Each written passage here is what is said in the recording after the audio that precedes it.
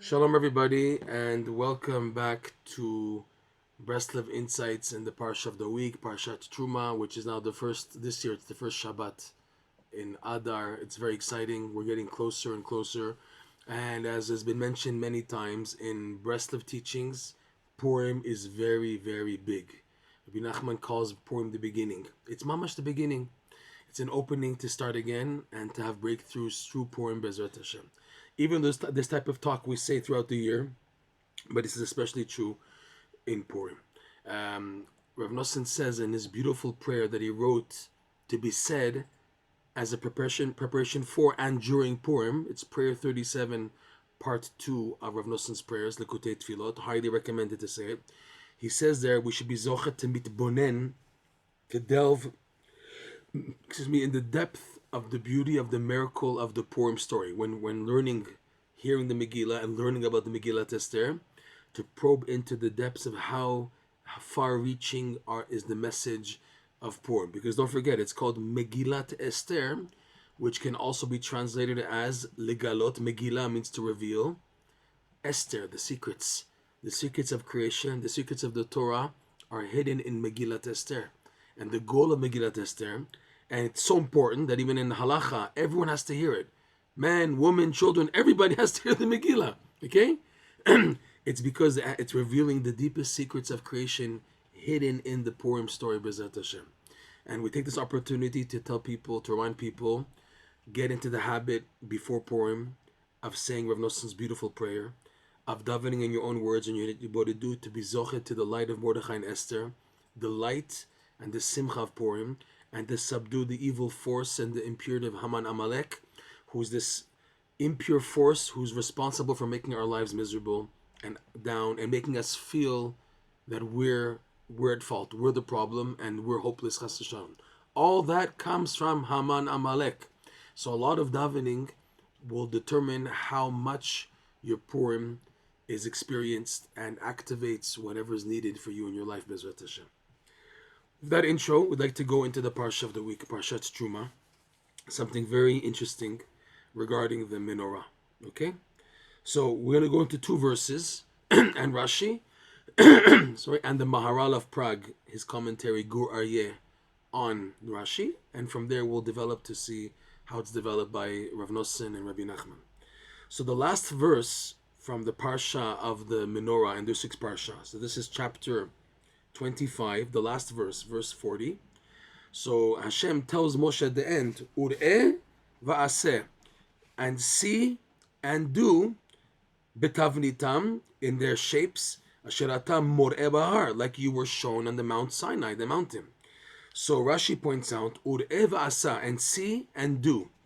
Why does it say this statement here by the menorah, and doesn't say this by the other artifacts of the tabernacle, not by the aron, not by the shulchan, not by the mizbeach, not by the outer altar, by anything else? It only about the tzitz. It only says here by the menorah, ur'eh, and see and do based on what you've seen. So Rashi writes, Re'eh kan bahar tavnit shani mar'otcha. See here in the mountain the shape of the menorah that I'm showing you. Magid, it comes to show us this like additional information. Shenitkasha Moshe b'maaseh menorah, that Moshe Rabbeinu had difficulty in the maaseh, the making of the menorah. Ad shir'a lo HaKadosh Baruch Hu menorah shelesh, until Hashem had to show him an image of a menorah of fire. So the commentaries explain, how does Rashi know this? So take a look at the opening verse of the Parsha of the menorah. This is now chapter 25, verse 31. So it says, Va'asita menorat zahav tahor, miksha te'aseh menorah. So you should make a menorah, a candelabra of pure gold, miksha, from one solid gold piece, not like little pieces and then you smelt them, heat them up to connect them together. You heat the gold and connect them. No, it has to be one giant mass, and with the kurnas, with the hammer and the chisel, you have to chisel out the menorah from one solid block of gold. Okay? So the word miksha, on one hand, means like it's translated as one solid mass, but also the commentary is saying that what Rashi is saying is derived from this word miksha, that Moshe Rabbeinu had difficulty, because the word miksha also means kasher, something that's hard. Moshe had difficulty in understanding the menorah. The Gemara, this is Menachot, page 29, which was recently the Daf Yomi for those who do Daf Yomi. The Gemara says there that Moshe Rabbeinu had difficulty in 3, some say 4 items. Number 1, the menorah. He had difficulty in the Maseh menorah. Number 2, the laws of shkatzim, insects and forbidden tiny bugs and creatures and creepy crawlies.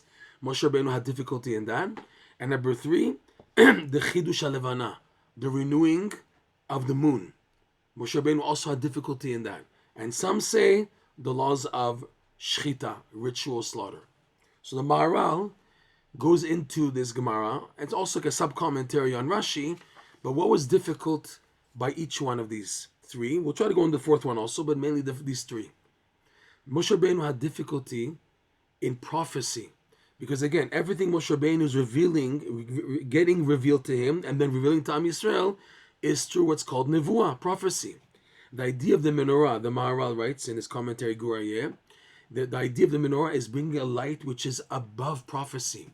It's the infinite light. It's shining from a high place, and to bring that into a utensil that will physically shine that light.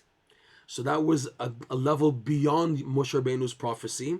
That's why difficulty in it, and that's why he needed Hashem to come down and assist him in making an image. How could there be something physical that will contain such a high light, which is above prophecy? Okay, so it's going to the mitziut. This is the wording of the Maharal of Prague, and above the mitziut. This light of the menorah is called above existence, shining into existence. For Moshe Rabbeinu, that was difficult because prophecy involves using what's within existence and from that giving over to the Jewish people. That's prophecy. Number 2, shkatzim, worms, creepy crawlies, the laws of worms, tolaim and shkatzim and remasim. There's laws, there's halachic laws of what's permissible and forbidden to eat. And also, the laws of worms and stuff that grow in fruit, that come from outside and go into the fruit. And the creepy crawlies is like a disgusting domain. People are not so pleased about that area, and it's considered, the Maharal says, beyond mitziut, below the mitziut, below existence, because they're like, why were they created? Why are they necessary? They're just a pain. There's spiders and flies and worms. It's a problem. It's a hassle, and yet there's halachot regarding them. So Moshe Rabbeinu had difficulty in that area because it's what's beyond, underneath what's considered valid existence. Like for example, animals. They're close to human beings. Dogs, cats, cows, camels. There's some connection, but the shkatzim and ramasim, they're considered very far and very low, that not pleasant, and have a wanting on a person to want to investigate the laws and ramifications in that area. I just want to do away with it altogether. And yet there's laws. And for Moshe Rabbeinu had difficulty because it was a level below mitziut existence, and he needed Hashem's assistance to understand that, because for him that again that's below the level of prophecy. And then there's the renewing of the moon, the laws of the new moon, the halachic laws that the new moon renews itself every month, and you have to the renewing has to look in a certain way. What's the difficulty here is that it's now creating something new in existence. Normally, in creation, everything is a continuity, but that the rabbis and the Torah calls the renewing of the month, of the moon, chidush halevana, which means new. It's like a new beginning, and not a continuity. It's something new. So prophecy involved in something which is not a continuity, something which is new, that also in a sense it was difficult for Moshe Rabbeinu because it's beyond prophecy. Because prophecy involves creation, which has a continuity to it. And here it's something which is totally brand new. It's not connected to the previous month. It's something that the Beit Din, they have to see the month, they have to see the moon like this. Hashem had to show Moshe Rabbeinu, and it looks like this. Then the sages in the Sanhedrin, the Beit Din, they say Mekudash. It's something brand new. Okay? So these are the 3 areas that Moshe Rabbeinu had difficulty in. That's how the Maharal explains it. Shchita, we won't go into that much, but the idea of shchita is now taking something which is from existence, mitziut, and then by slaughtering it, the animal, letting it go into an area which is beyond existence, outside of existence. That also was difficult to Moshe Rabbeinu because prophecy is within existence. Now the laws of shchita, which involves killing an animal, slaughtering an animal, and then thereby it ceases to exist on a physical level. That itself was difficult for Moshe Rabbeinu. There's laws how to do it. When a person dies, it's something else. It's part of the system. But here, going out of your way to slaughter an animal for eating, so now the animal doesn't move anymore. That for Moshe Rabbeinu was difficult, believe it or not, and that's also he needed a boost in that area. Let us focus on these three. So let's take a look at these three levels based on the Likutey Moharan Lesson 24. In Lesson 24, Rabbi Nachman talks about doing the impossible, which is what? Perceiving the infinite light while in a physical existence. This exactly was the menorah. The menorah is a physical candelabra, and yet it was within its possibility, its power, that when the Kohen would light the candles in the candelabra, these candles would shine infinite light into this world. That was crazy. That was what was difficult for Moshe Rabbeinu to grasp. How can something do that? And yet that was the mission of the menorah. Okay, the 7 branches correspond to the 7 attributes of life that a person has to work on. A person has to sanctify himself in 7 areas. They're all related to the 7 lower sfirot: Chesed, Gvura, Tiferet, Netzach, Hod, Yesod, Malchut. Each one has a corresponding attribute that a person has to work on. For its anger, haughtiness, humility, sexual purity, self-control, restraint, joy, sadness, whatever. All these things are rooted in what's called the 7 midot, and they're reflected in the 7 branches of the candelabra, reflected in the 7 days of the week.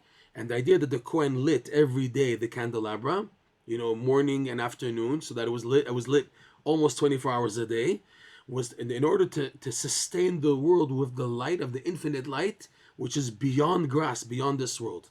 So Moshe Rabbeinu had a difficulty, and how can it be that a physical menorah can do that? That's why he needed Hashem to show him that.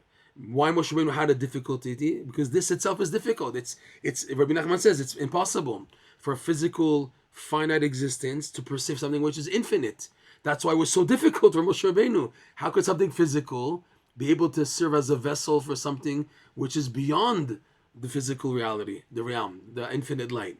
And yet that's what the menorah was meant to do. So Moshe Rabbeinu had difficulty in grasping that, showing that even the greatest tzaddikim can't grasp this. Like Hashem told Moshe Rabbeinu, Ki lo yirani adam v'chai. Man can't see me and live. It's two opposites. And yet, the light of the menorah is meant to access and shine that infinite light into the world. That's what the menorah did.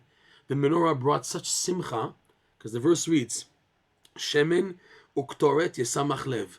Shemen, the oil of the menorah, and the ktoret, the incense, would bring joy to the heart of the creation, which is the Shekhinah, the divine presence, and also the heart of every Jew. It brought simcha. Why? Because it shone a presence of Hashem's light into this world with two opposites. So that was what was so difficult for Moshe Rabbeinu, the shining of the light of the menorah. Number 2 is the idea of the shkatzim. Shkatzim, like we said, like the Maharal explained, is a domain which is below, outside of Mitziut, outside of existence. It doesn't deserve to be called the area of worms and slimy insects which are disgusting and because that's where do they grow? In rotten fruit, things which are rotten, things which are not pure and ripe and clean. So that's where the domain of shkatzim and ramasim and tolaim, that's where they are. That's where worms hang out, and flies and bugs and insects and things which are not pure. When you have a dead carcass, that's where all the flies come, right? Something which is like smells bad, flies come, disgusting, okay? You have the flies also in excrement, all these things which are okay? So that refers to people who can fall so low. People who their deeds lead them to be out of existence. People who lose the term of being a human being from their deeds. They fall so very low. And yet, Rabbi Nachman teaches that it's dafka, specifically from so very low, that a person can wake up and come back to Hashem. So even for Moshe Rabbeinu, that was difficult. Because it's beyond grasp that someone who could be so far, out of the limit already, he passed the limit. And yet, even from someone out of the limit, there's hope for him to come back. Even for Moshe Rabbeinu, who represents the greatest of tzaddikim, it's difficult. It's difficult to accept someone who, because of their deeds, they enter the domain of being a sheretz, a shegitz. It's like sometimes religious people, they call sekerdus, shegitz, like shegitz means shegitz like shekets, from these insects and bugs and everything. That's where it comes from. And that term refers to people who are so low. And yet, there's halachot for them. Moshe Rabbeinu had to be taught by Hashem the laws because it's beyond prophecy. His prophecy doesn't work for people who are so low. There's a limit where the nevuah needs. Moshe Rabbeinu didn't give up, but he needed Hashem's assistance to guide him for the laws of shkatzim, which on our context means that even the tzaddikim have to tap into a higher level. They don't give up. They want to help the people, the lost souls who are so far in the category of the bugs and the insects and the worms, but it requires a higher level of siyata deshmaya, of divine intervention beyond prophecy, which is why Moshe Rabbeinu had difficulty in the shkatzim, and to show that there's halachot there and there's hope to bring them back. That's like the shkatzim. And now, chidush levana, the renewing of the moon, that a person who's black, pitch black, like the moon at the end of the month, right before the renewal of the month, the moon is pitch black. That's the idea, that a person who's pitch black, like in the category of the insects and the bugs, and yet from there begins the light of the waning, of the waxing of the moon. The moon begins the new cycle. And that's when the sages in the Beit Din, like Moshe Rabbeinu, they say, Mekudash, the moon is sanctified now. The sanctification takes place at the first ray of light. It didn't even start yet. It's beginning, the light of the moon is beginning to grow and expand until the 15th of the month, when it's a full moon, right? We would think, sanctify the moon when it's a full moon, when it's on the 15th. No, we sanctify it at the beginning of the month, when it's just like a drop of light. And that's when the Beit Din says Mekudash, meaning that a person in his darkness, the first stage, the first step of trying to come back to Hashem, to start again, he's already called Mekudash. He's already called holy. You earn the title holiness even though you're not there yet. And even though we know after you reach a high, which is like the full moon, you're going to crash again. You're going to go back down to darkness again. Yet, Mekudash, you're sanctified already on that first initial stage and step. These three areas is what Moshe Rabbeinu had difficulty in. He didn't give up. He knew Hashem wants these laws to exist. He wants the light of the infinite light to shine into this world. He wants there to be laws and regulations for someone who falls so low in the category of a shegitz, shkatzim. He wants there to be laws when starting again to come back, when it's a full black moon and then the beginning of the ray of light. Hashem wants that. And there's laws and ramifications, but even Moshe Rabbeinu needed a higher level of divine intervention above prophecy to learn how to deal with these three and to give them to Am Yisrael. We should be zocheh to always find these tzaddikim who are at the caliber of Moshe Rabbeinu. Like the Zohar says, Itpashtuta de Moshe bechol dara vedara. Moshe Rabbeinu's presence is found in every generation, meaning there are tzaddikim in every generation who are at the caliber of Moshe Rabbeinu. And more than this, the Midrash says, Mordechai, he was the Moshe Rabbeinu incarnate of that generation. The Midrash says that. So we should be zocheh every time, every generation, every time of the year, to look for these tzaddikim who are Moshe Rabbeinu caliber people, who their standing is, have access to levels of Hashem's compassion and light and holiness to shine even for the most difficult cases, the most difficult people, the most difficult scenarios. It's specifically these tzaddikim of Moshe Rabbeinu, because they're mitkashed, they have difficulty themselves, and they have to tap into a higher level of divine intervention to help and assist in these areas. B'ezrat Hashem. Shabbat Shalom and Chodesh Tov.